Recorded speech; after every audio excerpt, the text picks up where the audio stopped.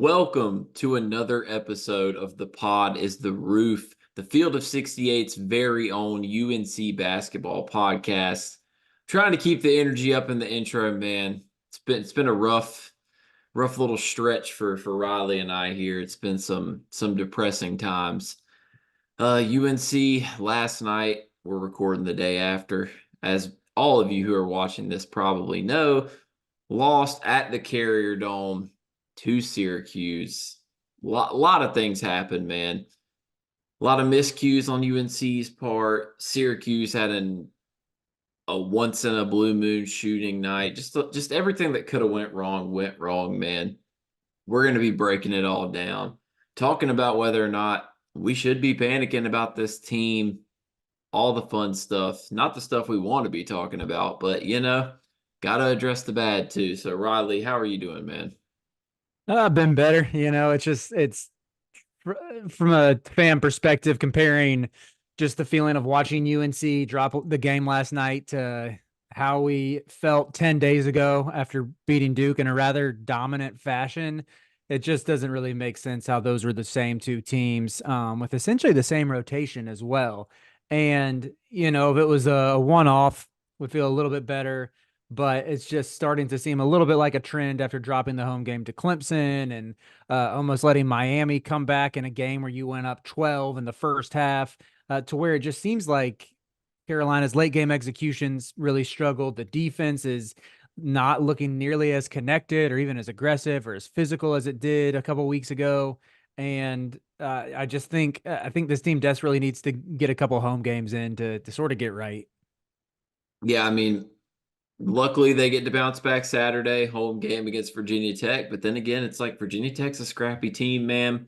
You always got to worry about the revenge game narrative. So Tyler Nickel might come in and drop 25. You just never know. And yeah, then I don't know, man. It's going to be tough. You go from, like you said, 10 days ago, we're on top of the world. It's you dominated Duke, you control your own destiny to winning the ACC outright and grabbing a one seed, basically. And now you've put yourself in a completely different spot, man. Like the only thing you Right. got over Duke really is head to head, unless they lose again. It's going to be tough. They do have a tough schedule down the stretch. North Carolina has a few tough games left as well. It does concern me though because it could come down to that last game in Cameron. So it's going to be tough, but let's before we even get into last night, before we even get into Miami, any of that, I'm going to ask you the question, Riley. In your opinion, is it time to hit the panic button on the UNC Tar Heels? uh, hmm. I would say I'm more frustrated than panicked. Like I don't know. I think there's a world where maybe they collapse and sort of stumble into the tournament as a 5 or a 6 seed or something and flame out in the first weekend. Uh, I don't think it's really hard to envision them dropping below the 5 line, but it definitely seems possible to be a 4 or 5 seed and get picked off by a plucky mid major in the first round. And we're all sitting around like, what happened? How did this team that was ranked in the top three for a large chunk of the season just flame out? And some of the same questions we had going into the year resurfaced about what's the trajectory of the program. At the same time, I think we have such a large sample size. I mean, we have a 20 game sample size of Carolina playing really well, and especially during that win streak of, I still don't think that the defense was a fluke. I don't think the 3 point numbers were a fluke. Some of it was lucky, sure, but the way they were running teams off the 3 point line, the way they were keeping teams out of the paint, the way they were playing aggressively in the gaps to get steals, all of that has just seemed to be has been dialed back a good bit since the Duke game. And that's where I don't know. Again, that's why I brought up the struggles on the road, and just wondering if all these road games where they've like 3 of the last 5 games have been on the road, and then you go back to January where you played 3 straight road games, and uh yeah, there hasn't been an extended homestand, and you just wonder, is that does that wear on the psyche? Not to mention, like, maybe you got a little confident after how they beat Duke and how in the second half it wasn't much of a contest. These are still college students. These are still a lot of guys on this team who haven't experienced success at this level before, and it would make sense if it got to their head a little bit. But how about you? Where are you at as far as in terms of the panic button? I'm if we're scaling it 1 to 10, I'd say I'm probably at about a I'd say I'm probably in like the 5 to 6 range. And the only reason I say that is because the Georgia Tech loss was a little different, but these last two to Syracuse and Clemson, the two worst things that you can do are exactly what's happened, which is slow start, bad finish. Mm-hmm. Like they start the game in a hole, have to try to claw their way back, and then they get it close, or they take a lead exactly like they did against Syracuse, and then it's like mental lapses, bad late game offense. And I do worry, I know last night was a bit of a anomaly. I mean, Syracuse shot 64%. If I saw the stats correctly, that's only the second time a team shot 60% or better against UNC since Dean Smith retired. And I the think it was other since time was 2015, so not quite that far back. I think it literally said since Roy Williams coached. That's only happened twice. I'm pretty sure. I could I be think it was wrong. the I think you were right. I saw some stat that it was the highest since 2015, which maybe it happened like once under Roy or twice under Yeah, that's Roy. true. It could, but Pitt shot 60% in 2015, so it's like it. Yeah, but that's to me that's just basketball. Did they hit tough shots? Yes, but why were they able to hit tough shots? Because our guards were putting little to no resistance on their guards from getting to their spots and getting to the mid range. For example, JJ Starling cooked in the mid range the entire night.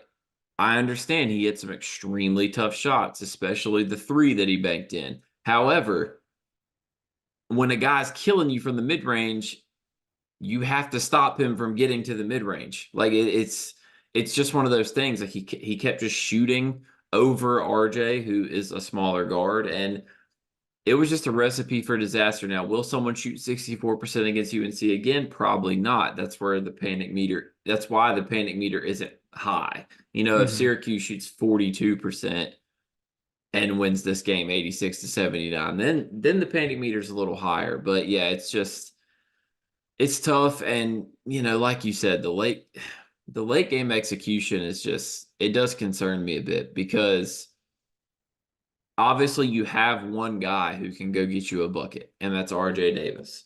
Hmm. But I just feel like down the stretch of these games, people kind of just do the same thing, which is we're going to key in on RJ, someone else go get a bucket and beat us. And we've seen Ingram hit shots, not necessarily creating his own, but we've seen the ball swung to him and a team late on Right. rotations, he hits a shot.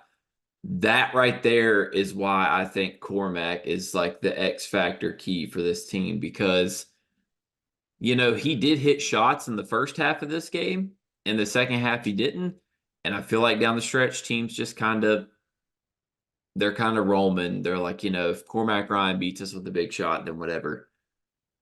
He's going to be huge because if he can hit those shots, then it completely changes UNC's late game offense. But I mean, like, what is the biggest?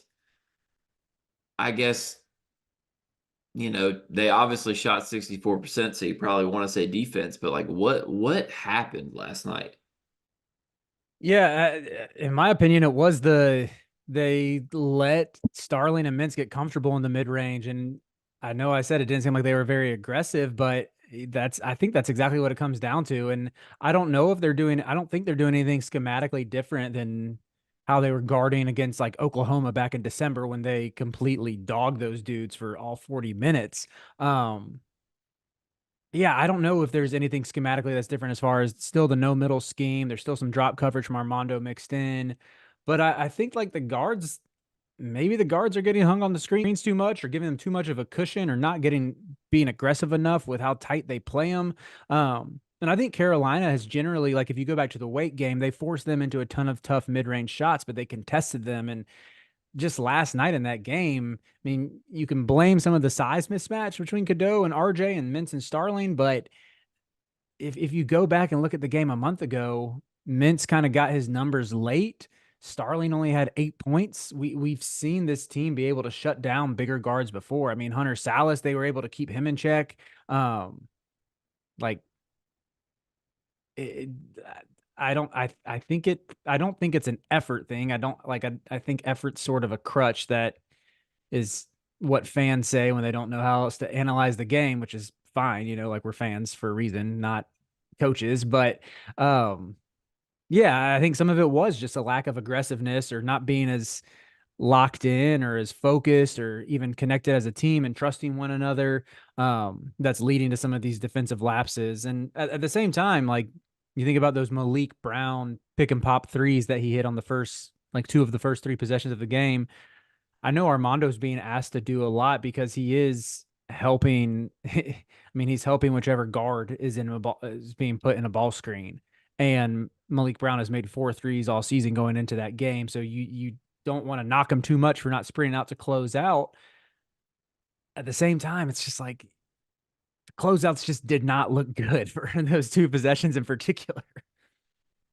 Yeah, that's kind of the thing to me is it just feels they just feel a little lethargic. They feel a little, I'm not saying that they're not going after loose balls. I'm not saying that they're not still playing defense, but it seems like they're still getting outworked to those things. Like for example, as bad as they played last night, they had a chance at the end to win this game. And the reason that they didn't is because Quadir Copeland came in off the bench and made like 4 straight hustle and effort. I want it more than you plays. Mm-hmm. And unfortunately, Cormac lost 2 of them. There was a couple bad, like it's just, that's kind of the formula though. Like you let a team do this the whole game, then when you have it close and you have a chance to win, the basketball gods punish you. And you had it 76-72. They missed the free throw. Cormac gets the rebound. Immediately Copeland comes in, strips it off his leg after already giving up. So you give up that. I basically count that as an offensive rebound. Then they miss again. You give up another offensive rebound. That's just 2 plays where Syracuse wanted it more than you. I mean, it's like it's not coming down to effort the entire game. I Right. just feel like they dig such a deep hole, climb their way back, that by the time the game is at its end, they've worked so hard to climb back into the game. They just don't have enough left in the tank to actually close it out. And you know, you might disagree with me here, but do you not feel like when you watch this team, you kind of know whether they're going to win or lose within the first 10 minutes of a game? Starting to feel like that a little bit. And yeah, I guess, I mean, I was really going to harp on the late game stuff because it was an issue against both Miami and Syracuse. With Miami, I mean, we don't have, there was a lot to like in parts of those games. I even thought going back to defense, like RJ guarded Nigel Pack really well, stayed in his stance and guarded the ball, kept his man in front of him, which we did not see happen against Syracuse. But even down the stretch with the different turnovers, the missed free throws, the turnover on the inbounds, which again was like that little elevator screen, which I just think Carolina uses that a bit too much. It seems like anytime that anytime a half is about to end, even when Hubert calls a timeout at the end of the first half, he often goes to those to run a little elevator screen for whoever he wants to get a shot for. And Miami snuffed it out, picked the pass, and almost scored off of it. So it's like that stuff. And then again, last night you mentioned all the turnovers. It's really tough. Going back to Clemson as well, when they tied it at 70, they finished the game 1 for 5 with I think 3 or 4 turnovers down the stretch. You're not going to be able to get back into games if you don't take shots, if you muff these possessions. But I think you're onto something well, is like as well with the slow starts that are just as concerning. And the fact that you come off of that win at Miami that was closer than it should have been, a game that you were able to control for the really the first 10 minutes and the final 17 minutes before Miami was crawling back in. uh, you come into a game like that after nearly blowing a lead that you worked hard to get, and to have the slow start plague you again, just like against Clemson. It's a little bit baffling, a little bit mind boggling how Carolina can go on these scoring droughts when we know, I mean, how good RJ Davis is. It seemed like whenever Armando got a position in the post, he was cooking whichever Syracuse big man was on him. Like those dudes couldn't guard him, and he wasn't as aggressive as I would have liked to see. Sometimes I wonder why Ingram doesn't take more shots. Like he gets good looks and he either hesitates or passes it. And it's like, dude, you're a 42% 3-point shooter. Just let it fly. I promise your coach still loves you. I promise we as fans still love you and believe in you. Like I think that's a good shot for Harrison Ingram to pull it, you know? Um, it's just it's tough. It is, and that's like that's what they got to figure out, man. It's you can't have slow starts and bad finishes and only play good in the middle portion of the game. And it's not even just the starts to the game, it's the starts to each half. I mean, last night they were right there and they start 0 for 8. Like and Syracuse is back up 10 before you know it. And it's just I don't know. I don't know if they got a little too cocky and comfortable and just kind of aren't coming out as locked in. And they're just Mhm. like, well, I mean, we've been top 10 for the last 5, 6 weeks, whatever it is. We can afford to kind of go out there, go through the motions. But it's like our guy, T Hands, said on After Dark last night. This team is simply not good enough to not show up on the defensive end. Like they are talented.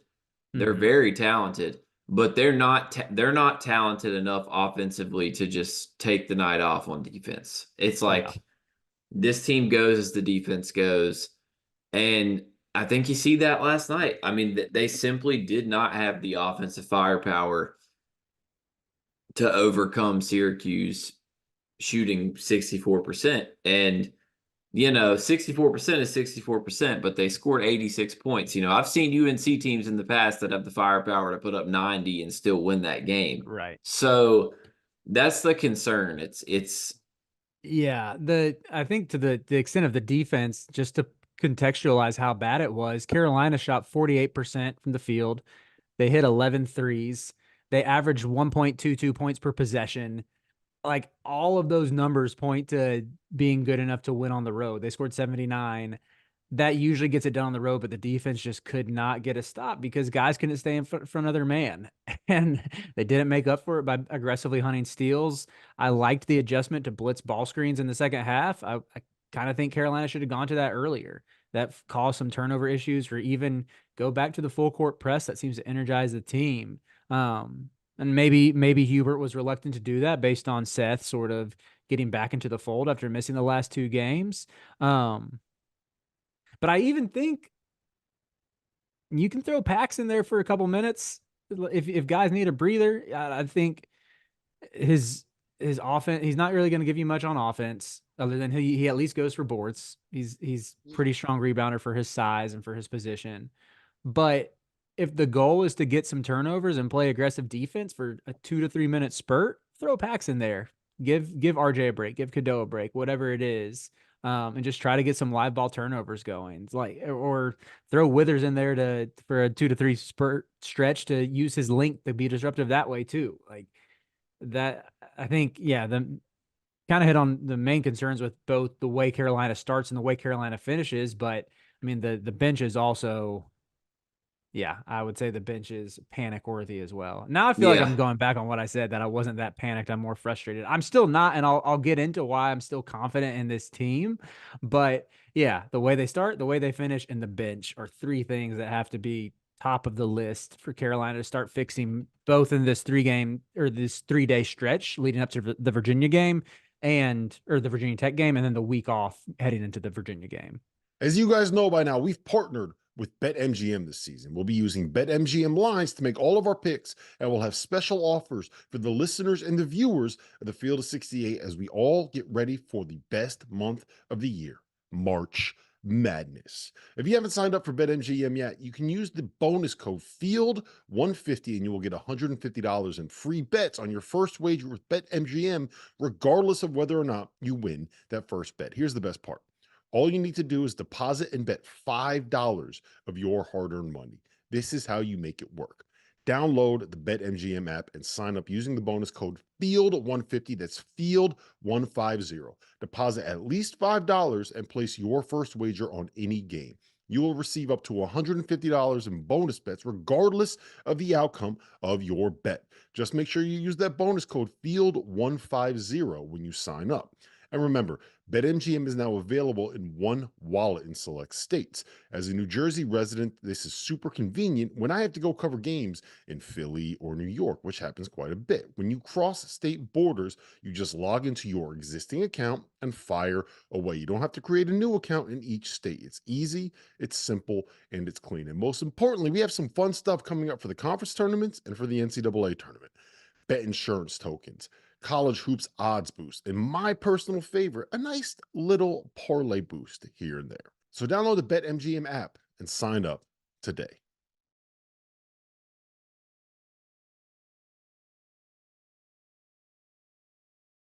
Yeah, I mean, that's the holy trinity of UNC issues.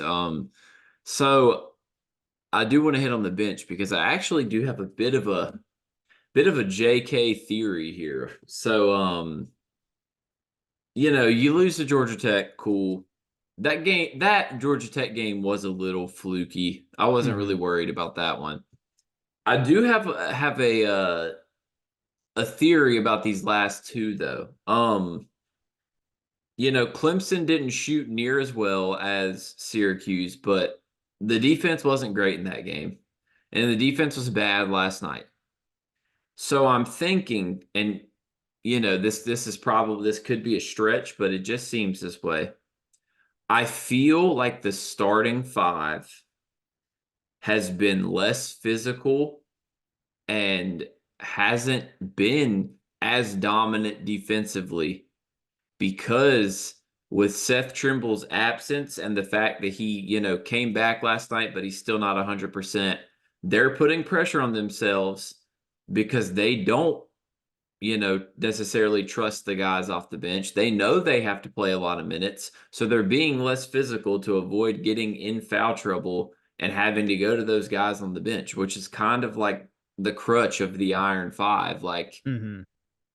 I think deep down they know that with Seth Trimble not being healthy, who do you trust coming off the bench? And I think that does probably get in their head a little bit because you notice the physicality has been way down in the Mm-hmm. last three games, especially compared to that Duke game. So I do think there is a little bit of like a mental warfare thing going on there where those guys are thinking to themselves, we cannot get in foul trouble. If we do, we're letting our team down. So they Mm-hmm. they dial back on the physicality a bit. And I can't even blame Cadeau for not being physical because I don't even understand how that kid's officiated. But yeah, I do think there's a little bit of a mental thing there, man. That's JK theory. Yeah, when Cadeau got smacked across the face last night, I feel like that's always, I don't know. I don't want to, again, this is the, you know what? I'm going to make an excuse and blame it on being a fan and not a coach or a player. Like, Carolina should have won regardless of their officiating. Like, you would have liked to see them play well enough to win, but I feel like that gets called a flagrant in 8 times out of 10 this year. Yeah. And like, why is the one guy who always gets called for ticky tack fouls unable to draw a flagrant when he gets smacked in the face? I, I didn't they like not even review it? No, they didn't. See, You're going to tell me it just doesn't make sense because if there is facial contact, you're supposed to at least take a look at it. Right. And I mean, it doesn't make sense because in the same game, they took a look at a Cormac foul where he clearly, yeah, he might have hit his arms hard, but he was clearly making a play on the ball and saying, I can't give up a layup here. They Mhm. reviewed that. They reviewed the play at the end where Armando, like, I guess they viewed it as tackled Judah Mintz or whatever. But, Right. dude, we didn't even look at it. I'm telling you, man, I don't know if, like, I don't know if Cadeau said something to a ref at some point and it just spread through the reffing community and they're just not with it. I don't know if it's just an ACC thing. I don't I don't know what it is. I don't know if they're trying to prove a point of Mhm. like this kid should still be in high school, so we're gonna officiate him differently. I, I don't know what their problem is with Elliot Cadeau, but I've never seen someone get hit in the face and them not even go to the monitor. Yeah, it was ridiculous, and it just further compounded what was a frustrating night because we had to watch that and then watch like 5 minutes of UNC struggling to bust a zone. Oh man. Yeah, like Oh my gosh.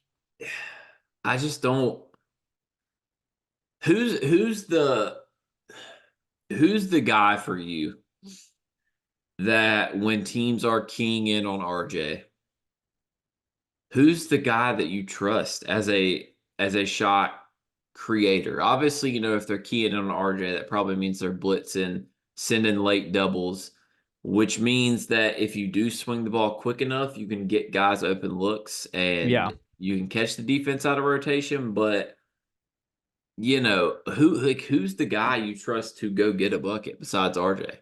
I mean, last night, I know he's not really a shot creator, but I would have liked to see Armando just keep attacking whichever big was on him from the middle of the zone. It seemed like whenever he wants to, he can, put his head down, either draw contact or get a bucket. And I know Armando finished with 14 and 10, and it's not going to blame that loss on him by any means. But I thought his defense could have been a little bit better. Would have liked to see some more assertiveness on that end, or get Cadeau attacking and trying to get downhill. And I know that's going to have a mixed results sometimes because he primarily wants to go right, and his shooting is hit or miss. Though he did make a three last night. I mean he puts pressure on the rim and he draws a lot of contact as well. Or even again, I'm just thinking about this zone. Throw some more Jalen Washington minutes at the middle of the zone and let him just shoot mid rangers all day, which he's very comfortable doing. Or let Ingram shoot a couple more mid rangers or play make for others. Like I think, yeah, just in this game specifically, there was a couple different routes Carolina could have gone for breaking this zone, and it just didn't happen. But maybe against a team that's not going to zone UNC, I still look just for ways to get Armando on the move and to keep him involved. Whether it's through a cross screen or whatever sort of set you want to draw for him, to where he's not just trying to get a deep seal or he's not just posting up, but you actually, take advantage of some of his mobility.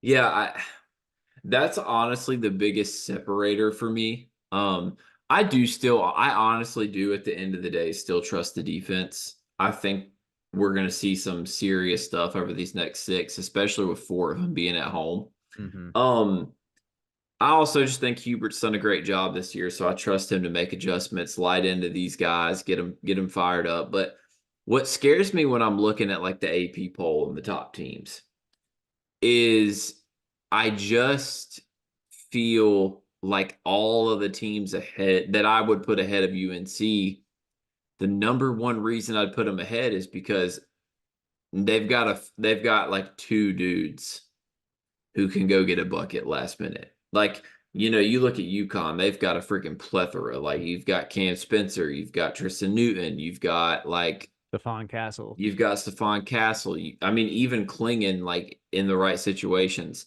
You look at Purdue, you've got Braden Smith, you've got Fletcher Lawyer, you've got Zach Edey. You look at Houston, you've got Shed, you've got LJ Cryer, who have both Mm-hmm. played college basketball for as long or longer than RJ Davis.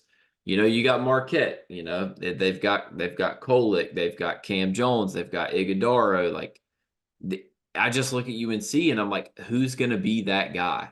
Mhm. And Armando can do it. I just think sometimes it's hard in late game sets to draw up plays for bigs because I feel like Mhm. they just kind of key in on it. But I think the guy that can do it, and it's weird, man. He had the great game, and then he's been super assertive ever since. But I want to see Ingram do it. I mean, Yeah. he can. I mean, it's just ever since that Duke game, I feel like he just hasn't been shooting a lot. I mean, he had 11 shot attempts last night. He had 7 against Miami, and he had 7 against Clemson. There is no way ever that Harrison Ingram should not be second or third on this team in shot attempts on a nightly basis. Yeah. That Yeah, concerns me. I'm with you. I think he does have to be the guy they go to, or look for ways to get him going downhill and let him draw some fouls. I know he hasn't been great at the free throw line, but at the same time, he has a lot of nights where he just attempts 1 or 2 free throws. Yeah. So he's someone who I think they could be a little more creative with getting him going downhill, letting him use that size that he has. And it doesn't have to be, I would like to see a couple ball screens run for him just because he saw a lot of possessions as a pick and roll ball handler at Stanford. You don't just get him a couple a game. I mean, I know we have Cadeau and RJ who are commanding most of the ball screen action, but get a good look at that or something, or run him off I know we talked about running some zoom action for him just because I want to see him get into the paint a little bit more and be able to draw contact. And yeah, even if he's not the most explosive, get the other team in foul trouble with him. I don't think UNC has just relegated him to being a spot up shooter. But there have been some games where it's sort of felt like his role is to just catch and shoot threes, and that's all he does. Or I shouldn't say that's all he does, but that's his main offensive role. And I just think he's more versatile than that and can do a little bit more than that. Yeah, I mean, I can just tell you that I don't think there was a single possession last night where they attempted to get Harrison Ingram downhill or they attempted to get him switched onto a smaller guard and Mm-hmm. let him go to work. He shot 5 threes. One of the field goal attempts came off the rebound where he was stuck under the basket and somehow created space to make that layup. And then I'm pretty Yeah. sure the other attempt was probably either off a rebound or maybe like a midi through the zone or something. But it just doesn't. It's a little baffling because I feel like Ingram is so good, Mm-hmm. and I just like to see him more involved. Because we've seen him in the one game that he has been super involved in the offense. I'm just saying, the results are there. Yeah. What I will also go back to against, you could say probably the 3 best teams we played this year: Tennessee, UConn, Duke. He has 20 or more points in all 3 of those. Big game player.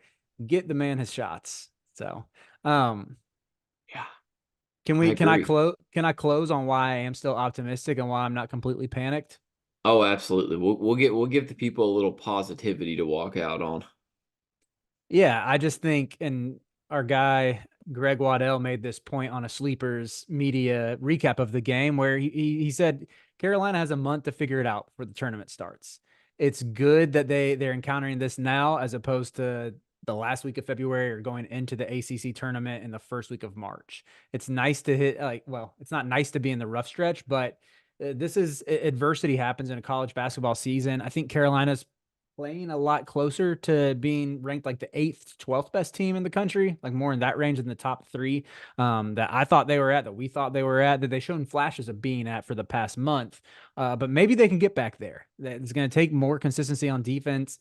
And I think if UNC can just get one out of Zayden High or Jalen Withers to be playable, to give some minutes in the front court, to be able to go a little bit bigger and give Cormac a breather or give RJ extended time or whoever it is, if you're running a bigger lineup out there, that will go such a long way. And yeah, I know I said it earlier, but we have a solid sample size of them being really good this season. And I believe what my eyes showed me during that 10-game winning streak. I don't think